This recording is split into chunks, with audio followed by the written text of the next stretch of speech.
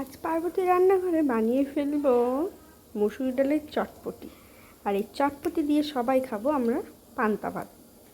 আজকে রাতে ডিনারে থাকছে পান্তা ভাত, কাঁচা লঙ্কা, পেঁয়াজ, লবণ, তেল আর মসুর ডালের চটপটি। আজকে বিকেলে একটু গঙ্গার ধারে বেড়াতে গেছিলাম, কিন্তু বড্ড গরম, একদম হাওয়া দিচ্ছিল না, তাই বাড়ি ফিরে চলে এসেছিলাম। এদিকে ডাল ভিজিয়ে রেখেছি, মিক্সিতে পেস্ট করে নেব। 3টে কাঁচা লঙ্কা আর ছোটো চামচে 1 চামচ মতো লবণ দিয়ে নেব। আর কিন্তু বড়া ভাজার সাথে কিন্তু কোনো লবণ আর দেবো না, এই একবারই দিয়ে মিক্সিতে একটা পেস্ট বানিয়ে নেব। আর এই পেস্টটা বাটির মধ্যে তুলে নেব।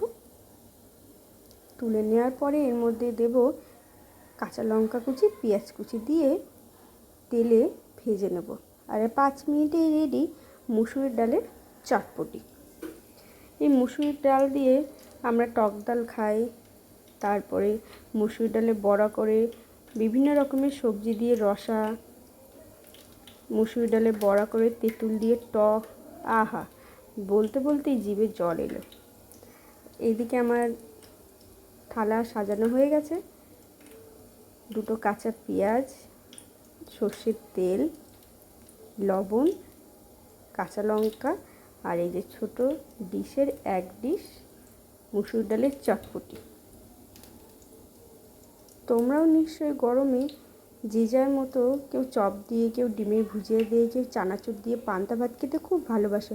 তোমরাও জানিও যে কে কীভাবে পান্তা ভাত খেতে ভালোবাসো।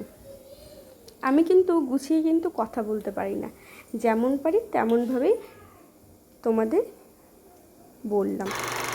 আজকের মতো টাটা। আমার চ্যানেলটা ভালো লাগলে অবশ্যই লাইক, কমেন্ট, শেয়ার করো আর সাবস্ক্রাইব করবে। তোমরা সবাই এই গরমে সুস্থ থেকো, ভালো থেকো। টাটা।